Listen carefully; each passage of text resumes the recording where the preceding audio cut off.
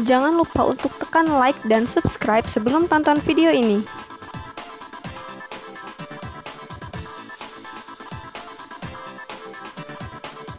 Oke, assalamualaikum warahmatullahi wabarakatuh. Apa kabar sahabat Lambung Cerdas? Alhamdulillah, mudah-mudahan baik semua, sehat semua, dan semangat semua untuk menyambut SBMPTN 2019. Ya, udah siap belum nih buat SBMPTN 2019? Kayaknya masih pada bingung deh Kak, karena banyak yang berubah, banyak yang aneh, banyak yang ngebingungin gitu. Ya, untuk tahun 2019 ini kita rasa banyak perubahan ya Kak. Banyak ya? banget. Kalau tahun lalu itu cuman sistem penilaian soal aja, dan tahun ini bisa jadi dari pendaftaran, bisa jadi dari tes, kemudian bisa jadi penerimaannya gitu. Nah, jadi kita mau kasih informasi nih terkait dengan SBMPTN. Jadi teman-teman harap disimak dengan baik gitu supaya teman-teman nggak salah dalam melangkah khususnya untuk SBMPTN. Karena sayang banget ya kalau misalkan gagal di awal gitu kan. Nah, itu yang jangan sampai terjadi pada teman-teman. Nah, jadi kita mau sampaikan beberapa informasi penting terkait SBMPTN. Yang pertama apa Kak? Nah, untuk yang pertama ini yang mau saya sampaikan adalah teman-teman tahu nggak kalau misalkan SBMPTN sekarang itu kuotanya ditambah.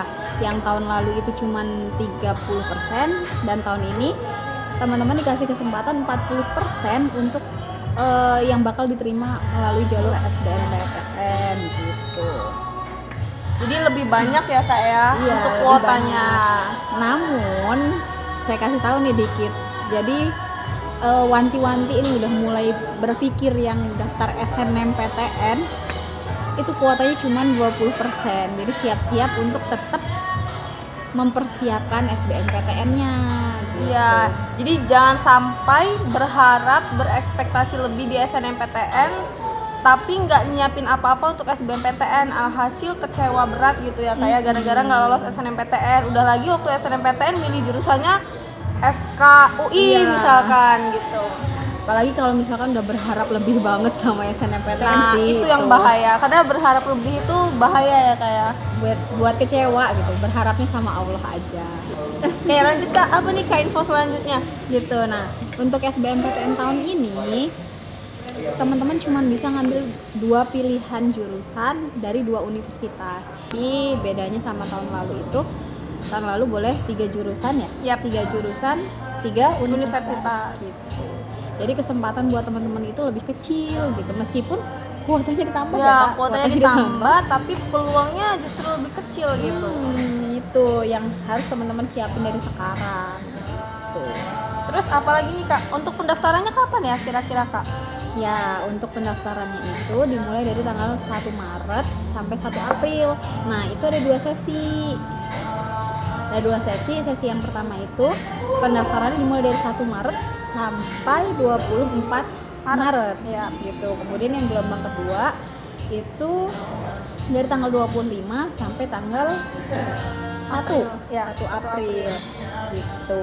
Nah, informasi untuk teman-teman yang mau tes UTBK-nya 2 kali, teman-teman harus daftar di gelombang 1 dan gelombang 2. Jadi nggak bisa teman-teman daftarnya di gelombang 2 tapi tesnya 2 kali itu nggak bisa. Jadi harus daftar di kedua gelombang tersebut gitu. Ya, jadi sistem yang terbaru sekarang itu teman-teman boleh tes 2 kali.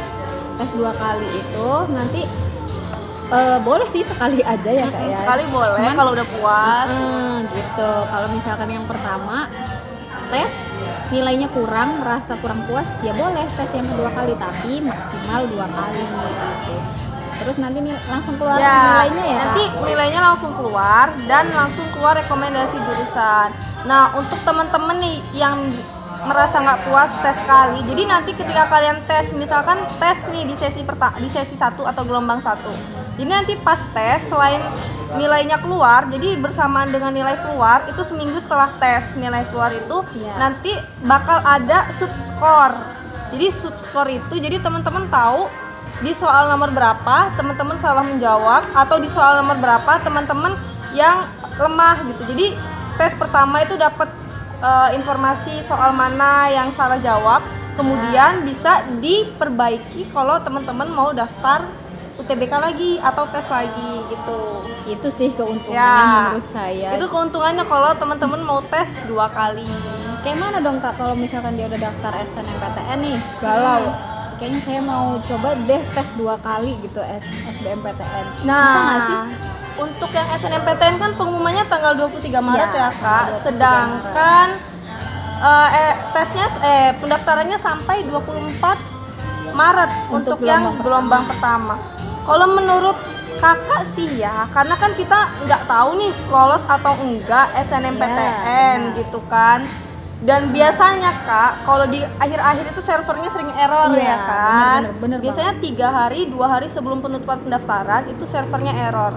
Jadi sebenarnya lebih baik kita hilang duit 1 juta, 2 juta bahasanya, tapi kita lolos di universitas yang kita mau gitu kan, Bener, daripada bener kita sayang-sayang akhirnya nggak lolos, jadi malah nyesel harus ngulang tahun depan Bener gitu. banget.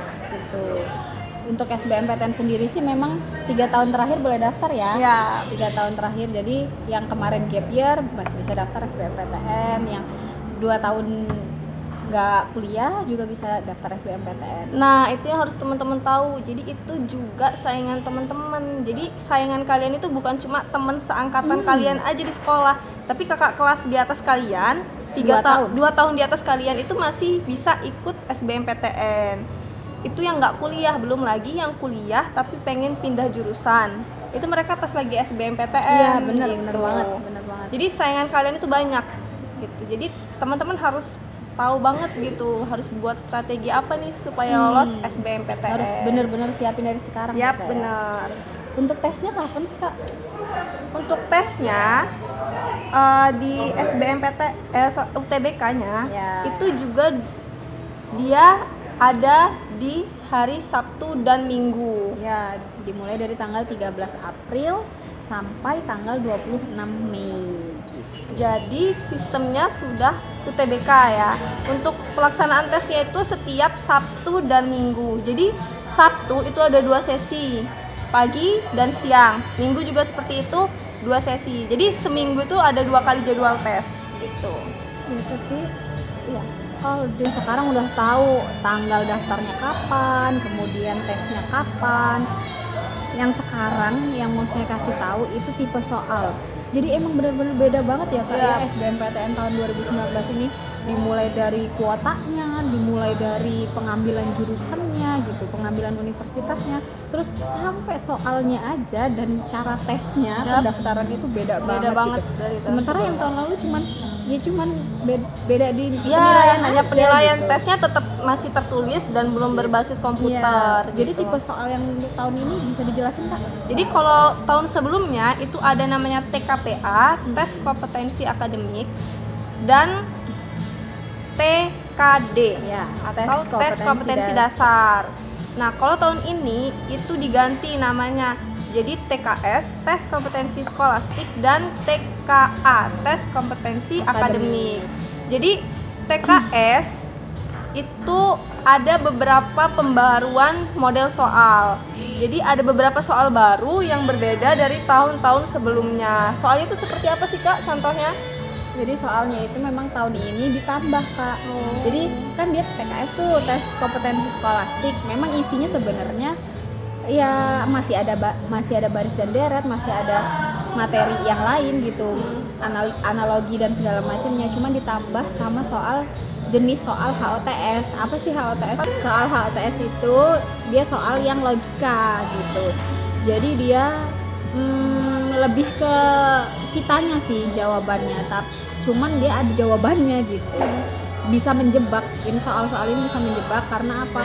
Ya kadang kita berpikir logikalnya seperti ini, ternyata jawabannya bukan itu gitu. Jadi dia lebih kepada case gitu atau soal cerita, dan ini menguras waktu gitu ya kayak. Iya. Kalau soal case, soal cerita itu menguras waktu. Jadi kalian harus benar-benar bisa manajemen waktu untuk SBMPTN, UTBK khususnya.